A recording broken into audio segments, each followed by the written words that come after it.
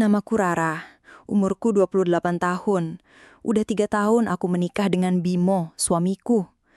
Kalau orang luar lihat, rumah tangga kami kelihatan adem ayem, nggak pernah ada masalah.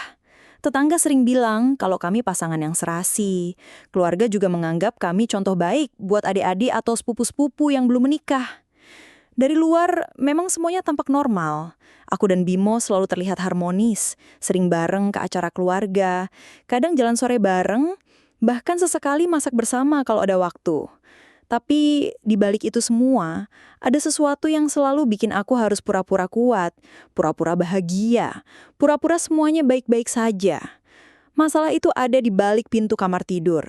Sesuatu yang nggak pernah bisa aku ceritain ke siapapun, bahkan ke sahabat terdekatku sekalipun. Bimo, suamiku, ternyata lemah di ranjang. Aku ingat betul awal pernikahan kami. Aku pikir itu cuma masalah karena dia capek kerja atau gugup.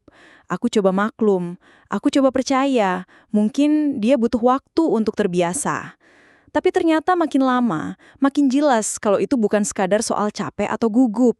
Bimo benar-benar dingin. Dia seperti nggak punya gairah sama sekali. Di malam pertama pernikahan kami saja, jujur aku agak kaget. Aku pikir akan ada momen romantis yang selama ini cuma bisa aku bayangin. Tapi kenyataannya jauh dari ekspektasi. Dia buru-buru, dingin, bahkan terkesan seperti terpaksa. Aku berusaha anggap itu normal, karena kami sama-sama masih beradaptasi. Tapi ternyata pola itu berlanjut. Minggu demi minggu, bulan demi bulan. Aku merasa kayak punya suami tapi nggak benar-benar punya. Awalnya aku tahan. Aku bilang ke diri sendiri, mungkin aku terlalu menuntut. Aku coba alihkan dengan sibuk kerja, sibuk urus rumah, bahkan ikut pengajian, biar pikiranku tenang. Tapi tiap malam saat aku rebahan di sampingnya, rasa kosong itu makin besar. Aku butuh diperhatikan, aku butuh disayang, aku butuh disentuh. Tapi dia tetap cuek. Pernah suatu malam aku memberanikan diri ngomong pelan-pelan. Aku bilang, "Mas, aku tuh kadang pengen kita lebih deket, lebih kayak pasangan lain." Suaraku gemetar waktu itu, takut bikin dia tersinggung. Tapi reaksi Bimo bener-bener di luar dugaan. Dia langsung bangun dari kasur, pandangannya dingin, lalu bilang, "Kamu tuh nggak bisa bersyukur ya? Aku kerja banting tulang tiap hari buat kamu, tapi kamu masih aja nuntut yang aneh-aneh." Aku cuma bisa terdiam, mataku panas, rasanya pengen nangis. Tapi aku tahan, aku nggak mau dia lihat aku lemah.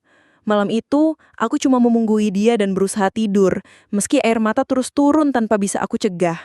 Sejak malam itu, aku nggak berani lagi ngomong soal kebutuhan batinku. Aku simpen semuanya sendiri. Aku pendam, meski lama-lama aku merasa jiwaku makin kosong. Hari-hari berjalan begitu saja. Aku tetap menjalani peranku sebagai istri. Masak, beres-beres rumah, nemenin kalau ada acara keluarga. Senyum di depan banyak orang. Tapi di dalam hati aku sering rapuh. Kadang kalau sendirian, aku nangis tanpa alasan yang jelas. Aku iri kalau lihat pasangan lain yang mesra. Di media sosial pun begitu. Aku lihat teman-temanku upload foto bareng suaminya dengan caption romantis, dan aku cuma bisa scroll cepet-cepet biar nggak makin sakit hati. Bimo bukan suami yang jahat sebenarnya. Dia nggak pernah kasar, nggak pernah main tangan, nggak pernah ninggalin aku tanpa kabar. Dia bertanggung jawab soal keuangan, selalu pastiin aku punya yang aku butuhin. Tapi buatku, semua itu nggak cukup. Aku butuh lebih dari sekedar uang dan status punya suami. Aku butuh rasa dicintai sepenuhnya. Yang bikin aku makin bingung, dia seperti nggak pernah merasa ada yang salah. Seolah-olah hubungan kami sudah sempurna. Kalau aku mulai jaga jarak, dia biasa aja. Kalau aku bete atau nangis diam-diem, dia nggak peka. Pernah suatu malam aku coba peluk dia lebih dulu, berharap dia akan merespon. Tapi dia malah bilang, "Aku capek, jangan manja." Kalimat itu menusuk banget, sampai aku terisak pelan setelah dia tertidur. Ada kalanya aku merasa bersalah. Aku berpikir, apa aku yang terlalu bernafsu? Apa aku yang salah karena terlalu mikirin hal-hal kayak gitu? Tapi semakin aku baca, semakin aku cari tahu, aku sadar kalau kebutuhan batin itu memang penting dalam pernikahan. Aku nggak salah. Justru seharusnya kami bisa saling terbuka, saling memenuhi, bukan malah saling mengabaikan. Hari-hari semakin berat. Aku sering pura-pura tidur padahal hatiku berontak. Kadang aku nungguin dia sampai larut malam, berharap dia akan mulai bicara atau paling enggak menoleh ke arahku. Tapi yang ada dia sibuk main ponsel, scrolling berita, atau langsung tidur dengan wajah tanpa ekspresi. Malam-malam panjang itu jadi waktu yang paling menyiksa buatku. Siang hari aku bisa alihkan dengan aktivitas, tapi begitu malam tiba, rasa sepi itu datang lagi, makin menekan, makin bikin aku hampa. Aku sempat cerita sedikit ke salah satu sahabatku, tanpa detail. Aku bilang kalau aku sering merasa kesepian. Tapi sahabatku cuma menasihati, "Sabar, Ra. Semua rumah tangga pasti ada ujiannya. Kamu harus kuat." Aku cuma mengangguk. Mereka nggak akan pernah benar-benar tahu apa yang aku rasakan. Aku nggak berani jujur sepenuhnya. Malu, takut dihakimi, takut dianggap istri yang nggak bersyukur. Aku jadi sering ngomong sendiri di dalam hati. Kenapa hidupku jadi begini? Kenapa aku dapat suami yang nggak bisa memenuhi hal paling dasar? Aku sayang sama Bimo, tapi rasa sayang itu perlahan-lahan terkikis oleh kecewa. Aku masih berusaha setia, berusaha jaga rumah tangga kami, tapi ada kalanya aku merasa lelah, sangat lelah. Aku ingat malam itu aku duduk lama di teras rumah sendirian. Angin malam Bandung yang dingin menusuk kulit, tapi rasa dingin di hatiku lebih parah. Aku melamun menatap kosong jalanan depan rumah yang sepi. Dalam benakku, pertanyaan-pertanyaan berputar. Sampai kapan aku harus begini? Apa aku bisa terus bertahan dengan rasa hampa ini? Apa aku kuat berpura-pura selamanya? Dan memang aku nggak nyangka kalau perasaan hampa itu akhirnya jadi pintu masuk buat hal-hal yang lebih rumit. Aku kerja di sebuah butik kecil di daerah kota. Butik sederhana, tapi cukup ramai karena lokasinya strategis. Dari luar mungkin orang lihat pekerjaanku biasa aja. Tapi buatku, butik itu jadi tempat aku bisa sedikit lari dari masalah rumah. Di sana aku bisa ketawa-ketawa sama rekan kerja, ngobrol sama pelanggan, dan yang paling penting, aku nggak harus pura-pura baik-baik aja di depan Bimo. Setidaknya kalau aku lagi di butik, rasa hampa di rumah bisa sedikit terlupakan. Di butik itulah aku pertama kali kenal dengan seorang pria. Sebut saja namanya Aldi. Dia bukan orang asing sepenuhnya. Dari awal aku kerja di sana, Aldi udah sering datang. Dia pelanggan tetap. Tipe orang yang gampang akrab sama siapa aja. Sopan, ramah, dan yang bikin aku heran, dia selalu punya waktu untuk sekadar ngobrol sebentar. Awalnya aku anggap itu cuma basa-basi pelanggan. Namanya juga usaha ya, aku melayani dengan ramah. Tapi makin lama, aku sadar kalau interaksi kami mulai terasa beda.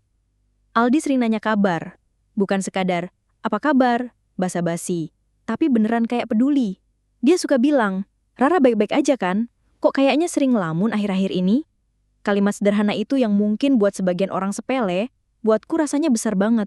Aku nggak ingat kapan terakhir kali ada orang nanya kabarku dengan tulus seperti itu. Bimo jelas nggak pernah.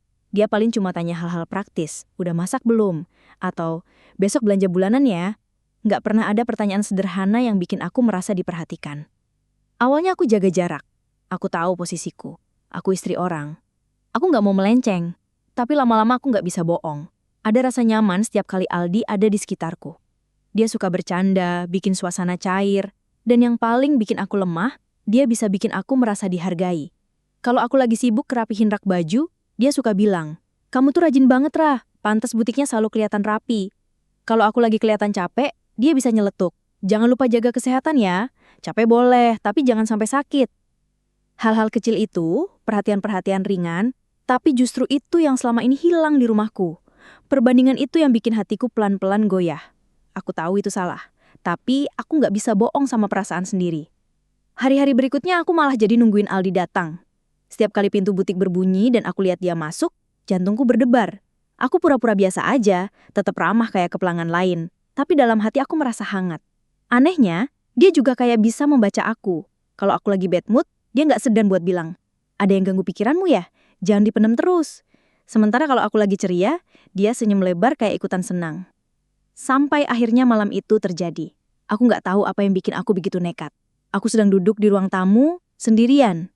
Bimo lagi tidur lebih cepat dari biasanya. Aku pegang ponsel, jari-jariku ragu. Tapi akhirnya aku ketik pesan ke Aldi. Awalnya cuma basa-basi, "Belum tidur?" Dia jawab cepat, "Belum, kenapa?" Dari situ aku malah nyeret obrolan panjang. Dan entah gimana, aku mulai curhat. Aku cerita tentang rasa sepi yang aku pendam. Tentang bagaimana aku merasa nggak dihargai di rumah. tentang dinginnya suamiku yang bikin aku kayak hidup sama orang asing. Aku sendiri kaget bisa ngomong sejauh itu, karena selama ini aku selalu nutup rapat-rapat aib rumah tangga. Tapi malam itu, semuanya tumpah. Aku ngetik panjang, sampai tanganku gemetar. Yang bikin aku makin kaget, Aldi nggak ngejudge. Dia nggak bilang aku salah. Dia nggak nyalahin aku karena ngeluh soal suami. Dia malah dengerin, ngerespon dengan kalimat-kalimat yang menenangkan. Aku ngerti, Ra, hidupmu pasti berat banget kalau harus jalanin semua sendirian. Kamu butuh bahagia, Ra. Kalau terus-terusan kayak gini, kamu bisa sakit sendiri. Kalimat itu aku ulang-ulang di kepala berkali-kali. Aku baca lagi chatnya, dan rasanya seperti ada seseorang yang akhirnya ngerti perasaanku. Aku nggak merasa sendirian. Untuk pertama kalinya setelah sekian lama, aku merasa lega karena ada tempat buat aku jujur. Malam itu aku tidur dengan pikiran campur aduk. Ada rasa bersalah, jelas. Aku tahu aku udah melanggar batas.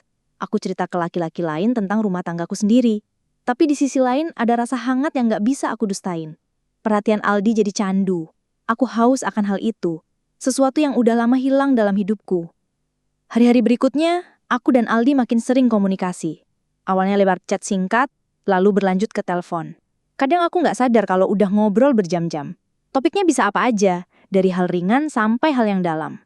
Dia bisa bikin aku ketawa, bisa bikin aku lupa sama masalahku, tapi juga bisa bikin aku merenung. Setiap kali aku pulang ke rumah setelah ngobrol sama Aldi, aku merasa bersalah. Aku lihat wajah Bimo yang tertidur, dan hatiku menjerit. Aku sadar aku ada di jalur yang salah, tapi rasa kosong di dalam diriku terlalu besar, dan Aldi muncul di saat yang paling tepat atau salah. Ada satu momen yang bikin semuanya makin kacau. Malam itu, setelah aku curhat cukup panjang, aku nangis di telepon. Aku nggak bisa nahan lagi. Suaraku pecah dan aku bilang, "Aku capek, Di. Aku capek pura-pura kuat. Aku capek pura-pura bahagia." Di ujung sana Aldi diam lama, lalu dia bilang pelan, "Kalau aku boleh, aku pengen banget bikin kamu bahagia. Aku pengen ada buat kamu, Ra. Kamu nggak pantas terus-terusan tersiksa kayak gini." Jantungku berdetak kencang. Kata-kata itu menamparku, sekaligus menenangkan. Aku tahu ini pintu awal menuju sesuatu yang salah. Tapi aku juga tahu, aku nggak kuat kalau terus-terusan sendirian. Malam itu aku cuma bisa jawab lirih, "Makasih, Di." Dan sejak malam itu, segalanya berubah. Rasa bersalah dan rasa nyaman bercampur jadi satu. Aku sadar aku udah mulai melangkah ke jurang yang dalam. Sebuah jurang yang bisa menghancurkan rumah tanggaku, tapi anehnya, justru aku merasa hidup lagi. Malam itu akhirnya datang juga. Malam yang mungkin gak akan pernah aku lupakan seumur hidupku. Setelah sekian lama hanya curhat lewat chat dan telepon, aku dan Aldi akhirnya memutuskan untuk ketemu diam-diam. Keputusan itu bukan sesuatu yang ringan. Sepanjang hari aku gelisah, bolak-balik nanya ke diri sendiri. Apa aku yakin? Apa aku sanggup menghadapi rasa bersalah yang pasti lebih besar setelah ini? Tapi di sisi lain, ada dorongan kuat di dalam diriku. Rasa kosong yang menahun itu terus berteriak minta diisi. Aldi ngajak ketemu di sebuah hotel kecil, agak jauh dari tempat aku tinggal. Biar nggak ada yang kenal. Aku sempat ragu, tapi akhirnya aku mengiyakan. Malam itu, dengan jantung berdebar, aku berangkat dengan alasan yang aku rangkai sendiri. Bimo pikir aku lagi lembur, jadi aku bisa keluar tanpa banyak tanya. Di sepanjang perjalanan, tanganku dingin, keringat bercampur deg-degan. Rasanya aku seperti berjalan menuju sesuatu yang gak bisa aku tarik kembali. Begitu aku sampai di hotel itu, suasananya sepi. Lampu-lampu lorong remang, lantai karpet yang agak kusam, dan bau lembab yang anehnya bikin bulu kuduku meremang. Aku sempat berpikir untuk mundur, untuk balik badan dan pura-pura gak pernah janji sama Aldi. Tapi sebelum sempat ambil keputusan, ponselku bergetar. Aldi kirim pesan, "Aku udah di kamar, Ra. Aku tunggu kamu." Kakiku terasa berat waktu naik ke lantai 2. Tempat kamar yang dia sebutkan. Lorongnya sunyi, cuma suara langkahku yang terdengar memantul. Aku berhenti sejenak di depan pintu kamar bernomor 207. Tanganku gemetar saat mengetuk pelan. Pintu terbuka, dan Aldi muncul dengan senyum yang menenangkan. "Kamu datang juga," katanya sambil menarikku masuk. Awalnya aku merasa lega, ada rasa hangat karena akhirnya bisa melihat wajahnya secara langsung setelah sekian lama hanya lewat layar. Obrolan kami mengalir, meski ada canggung di awal, Tapi lama-lama, semua berjalan seperti yang aku takutkan sekaligus aku inginkan. Aku nggak perlu cerita detailnya. Yang jelas, malam itu aku akhirnya benar-benar melewati batas. Namun, justru setelah semua itu selesai, sesuatu yang aneh mulai terjadi. Aku masih ingat jelas detik-detiknya. Kami berdua masih terbaring di ranjang, nafas belum sepenuhnya tenang, ketika tiba-tiba lampu kamar mati sendiri. Gelap. Total. Aku refleks duduk, panik, dan Aldi buru-buru meraih saklar di samping tempat tidur. Tapi anehnya, lampu nggak mau nyala. Belum sempat aku bertanya apa yang terjadi, suara AC yang dari tadi berdengung pelan mendadak berhenti. Sunyi. Hening sekali. Sampai aku bisa dengar detak jantungku sendiri. Udara di kamar tiba-tiba jadi pengap. Padahal tadi normal-normal saja. Aku mulai merasa nggak enak. Perasaan was-was itu makin kuat waktu aku menoleh ke arah cermin besar yang ada di sisi kamar. Cermin itu tiba-tiba berembun, seperti ada uap yang menempel di permukaannya. Padahal jelas-jelas AC mati, udara pengap, nggak ada alasan untuk ada embun di sana. Aku memicingkan mata, mencoba melihat lebih jelas dan disitulah aku melihatnya. Ada bayangan hitam samar berdiri tepat di belakang Aldi.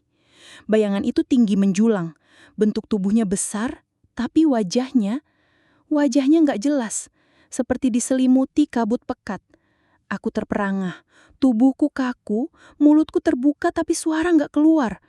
Aldi yang tadinya asik meraba saklar akhirnya sadar aku aneh. Dia menoleh dan saat itulah aku berhasil teriak. "Aldi, belakangmu!" Dia kaget, buru-buru nyalain lampu meja kecil di samping tempat tidur. Lampu itu nyala, tapi samar. Dan anehnya, bayangan itu masih ada. Bukan hilang, malah semakin jelas. Tubuh tinggi besar itu tetap berdiri di belakang Aldi. Seolah-olah menatap kami dengan tatapan yang gak kelihatan tapi bisa aku rasakan menusuk ke tulang. Aku terisak, tanganku gemetar menunjuk ke arah cermin. Aldi menoleh cepat, tapi dari ekspresinya aku tahu, dia gak lihat apa yang aku lihat. "Rah, gak ada apa-apa," katanya mencoba menenangkanku. Tapi aku tahu aku gak salah lihat. Dan saat aku berkedip sekali lagi, wajah samar bayangan itu mulai berubah. Perlahan-lahan dari kabut hitam yang buram, muncul bentuk wajah yang begitu aku kenal. Wajah itu bukan orang asing. Wajah itu, wajah Bimo, suamiku. Aku langsung histeris. Aku teriak sekeras-kerasnya, mendorong tubuh Aldi menjauh dan buru-buru menutup wajah dengan tangan. Rasanya aku hampir pingsan. Mataku panas, napasku sesak, tubuhku gemetar tanpa bisa aku kendalikan. Aldi panik, dia pegang bahuku mencoba menenangkan. "Rah, tenang. Rah, lihat aku. Gak ada apa-apa." Tapi bagaimana aku bisa tenang? Aku baru saja melihat bayangan hitam dengan wajah suamiku di kamar tempat aku berkhianat. Itu bukan kebetulan. Itu pertanda. Itu seolah-olah Bimo ada di sana, menyaksikan semuanya, marah, murka. Aku gak tahu berapa lama aku menangis malam itu. Yang jelas, sejak kejadian itu suasana kamar jadi mencekam. Bahkan setelah lampu kembali menyala normal, setelah AC kembali berfungsi, aku gak bisa merasa aman lagi. Setiap sudut kamar seolah-olah mengawasiku. Setiap bayangan terasa hidup. Aku memeluk diri sendiri, tubuhku menggigil dan dalam hati aku hanya bisa berdoa. "Ya Allah, apa yang sudah aku lakukan?" Aldi terus usaha nenangin, tapi aku bisa lihat dia juga ketakutan. Meskipun dia nggak ngaku lihat apa-apa, wajahnya pucat, keringat dingin bercucuran. Dia terus bilang, "Udah, kita pulang aja, nggak usah di sini lagi." Tapi aku bahkan nggak sanggup berdiri, kakiku lemas, tubuhku seperti kehilangan tenaga. Akhirnya, dengan sisa keberanian yang ada, aku paksa diriku keluar dari kamar itu. Lorong hotel yang tadi sudah menyeramkan, kini terasa jauh lebih gelap, lebih panjang, dan setiap langkahku seolah-olah ada yang mengikuti dari belakang. Aku terus menoleh, takut bayangan itu muncul lagi. Sampai akhirnya aku berhasil keluar dari hotel itu, udara malam yang dingin justru terasa melegakan. Di perjalanan pulang, aku cuma diam. Aldi beberapa kali coba ngajak ngomong tapi aku nggak bisa. Mulutku terkunci. Di kepalaku hanya ada satu wajah. Bimo, suamiku. Bayangan itu begitu nyata, begitu jelas, dan aku tahu itu bukan halusinasi. Itu pertanda. Dan sejak malam itu, hidupku nggak pernah lagi sama. Setiap malam aku dihantui oleh perasaan kalau aku diawasi. Di rumah, di butik, bahkan saat aku sendirian di kamar mandi, aku merasa ada mata yang menatapku. Aku dengar bisikan samar, aku lihat bayangan bergerak di sudut mata, dan tiap kali aku bercermin, aku takut wajah yang muncul bukan hanya wajahku. Malam itu bukan sekedar dosa. Malam itu jadi awal dari kutukan. Sejak malam itu, di hotel, hidupku benar-benar berubah. Aku nggak bisa lagi ngerasa tenang. Siang hari mungkin masih bisa kututupi dengan aktivitas, kerja di butik, ngobrol sama orang-orang. Tapi begitu aku pulang ke rumah, semua terasa berbeda. Rumah yang dulu jadi tempat aku berlindung, sekarang terasa dingin, gelap, penuh tekanan. Setiap masuk kamar, aku selalu merasa kayak ada yang ngikutin aku. Kadang cuma bayangan cepat di sudut mataku, kadang samar-samar aku lihat sosok tinggi hitam berdiri di pojok ruangan. Aku berkedip, aku coba yakinkan diri kalau itu cuma ilusi. Tapi rasa merindingnya terlalu nyata. Buluku selalu berdiri, keringat dingin bercucuran. Lebih parah lagi, aku sering dengar suara berat berbisik di telingaku. Suara itu gak pernah jauh, seolah-olah tepat di belakangku, persis di telinga. Kata-katanya bikin darahku berhenti mengalir. Aku tahu, Rara. Aku tahu apa yang kamu lakukan. Aku selalu tersentak, panik, mencari sumber suara. Tapi di sekitarku gak ada siapa-siapa. Bimo ada di rumah, tapi dia tenang-tenang aja. Dia gak pernah dengar apa yang aku dengar. Rasanya aku mau gila. Yang bikin makin menyeramkan, suamiku memang gak pernah ngomong apa-apa soal perselingkuhan. Dia gak pernah menyinggung Aldi, gak pernah nanya yang aneh-aneh. Tapi tatapan Bimo, tatapannya berubah. Kalau dulu dia hanya dingin, sekarang tatapannya menusuk. Matanya kayak kosong tapi dalam, kayak orang yang tahu semua rahasiaku. Setiap kali dia menatapku lama, aku selalu salah tingkah. Jantungku berdebar, dan aku pengen buru-buru kabur dari hadapannya. Pernah suatu malam, aku coba ajak dia ngobrol ringan. Aku tanya, "Mas, kerjaan gimana? Capek nggak?"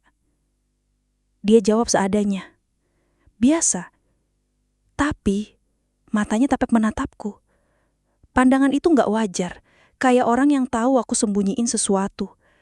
Aku nggak tahu apakah itu cuma perasaan bersalahku yang main, atau memang Bimo sudah tahu semuanya. Malam-malamku semakin buruk. Aku nggak bisa tidur nyenyak. Kalaupun aku berhasil memejamkan mata, mimpi-mimpi buruk selalu datang. Aku sering mimpi berdiri di depan cermin, dan dari belakang muncul sosok hitam tinggi dengan wajah Bimo yang menatapku penuh amarah. Kadang aku mimpi Aldi, tapi wajahnya hancur, matanya kosong, dan dari mulutnya keluar suara berat yang sama. "Aku tahu, Rara. Aku tahu apa yang kamu lakukan."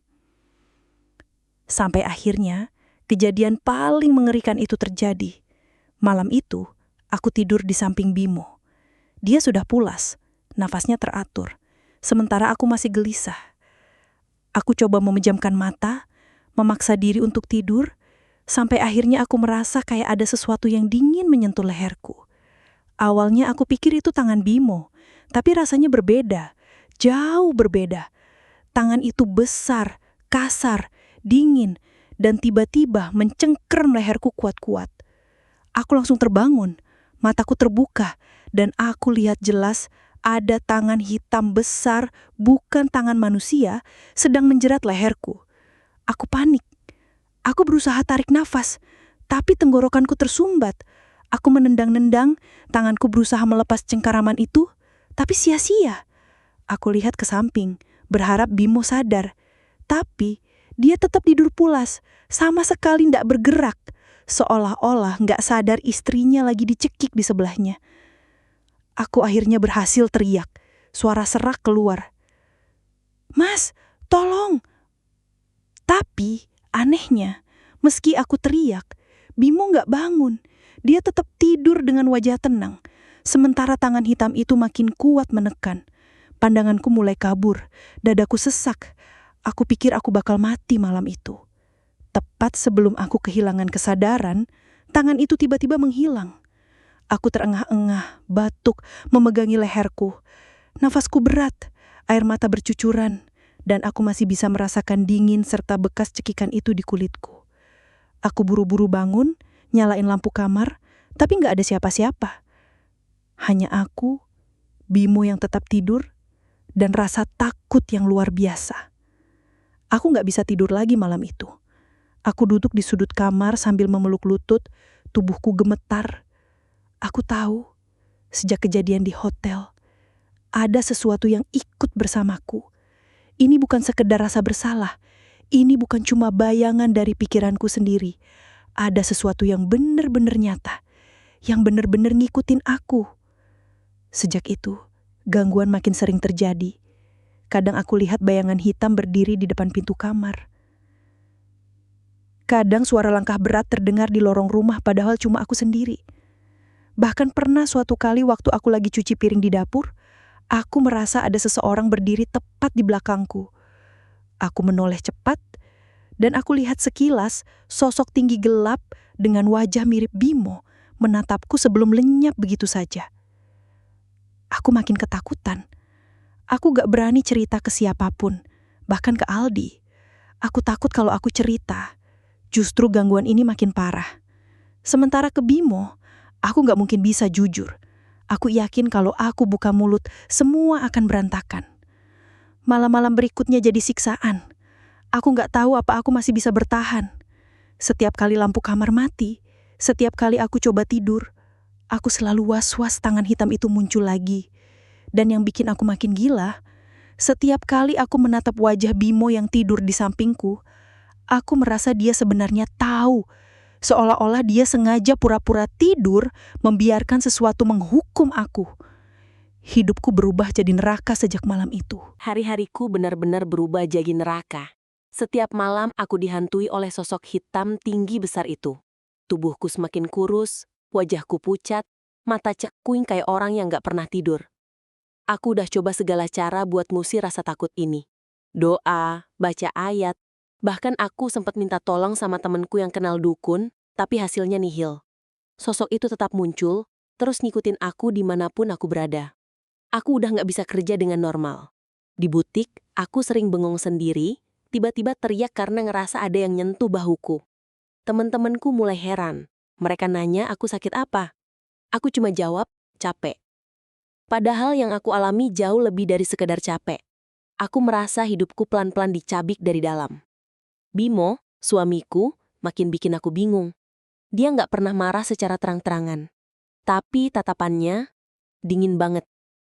Tiap kali aku coba ngomong atau minta maaf, dia cuma senyum tipis yang bikin bulu kuduku merinding. Kayak ada sesuatu yang dia sembunyikan, tapi aku nggak berani nanya. Sampai akhirnya pagi itu aku nemuin sebuah kertas di meja makan. Tulisan tangan Bimo, rapih, tapi bikin jantungku serasa berhenti. Kamu kira aku nggak tahu? Kamu bukan cuma selingkuh sama manusia, tapi juga bangunin sesuatu yang nggak seharusnya dibangunin. Sekarang tanggung sendiri akibatnya. Tanganku gemetar baca tulisan itu. Aku langsung duduk lemes, napas terasa sesak. Jadi selama ini dia tahu. Dia tahu aku selingkuh sama Aldi. Lebih parahnya lagi, ternyata malam itu nggak cuma soal perselingkuhan. Ada sesuatu yang ikut terbuka.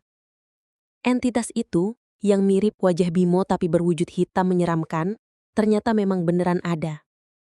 Sejak malam pertama aku mengkhianati suamiku, aku nggak cuma ngancurin rumah tangga sendiri, tapi juga buka jalan buat makhluk lain masuk dalam hidupku. Makhluk yang sekarang nempel erat kayak nggak mau lepas. Malam terakhir sebelum aku benar-benar kehilangan akal, aku sempat coba bicara sama Bimo sekali lagi. Aku nangis. Aku minta ampun, aku bilang aku salah. Aku janji nggak akan ngulangin lagi. Tapi dia cuma menatapku datar, lalu berkata pelan. Udah terlambat, Ra. Kamu pikir dosa itu cuma urusan hati. Kamu udah buka pintu yang seharusnya nggak pernah kamu sentuh. Sekarang kamu harus siap sama bayarnya. Kata-kata itu terus berputar di kepalaku.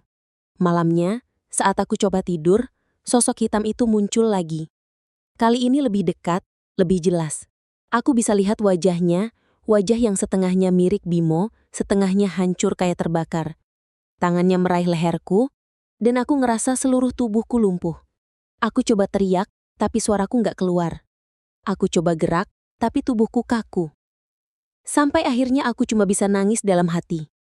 Menyesal. Kenapa aku harus cari kebahagiaan dengan cara yang salah?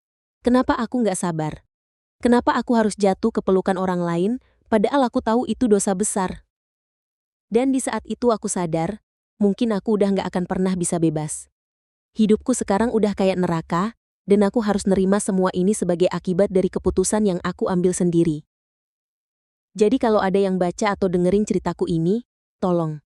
Jangan pernah coba ngisi kekosongan hati dengan cara yang salah. Jangan pernah berpikir selingkuh bisa jadi jalan keluar. Karena sekali aja kamu melangkah ke jalan itu, pintu ke arah kegelapan bisa terbuka. Dan sekali kebuka, nggak akan gampang ditutup lagi. Aku udah buktiin sendiri. Dan sekarang, aku cuma bisa menyesal.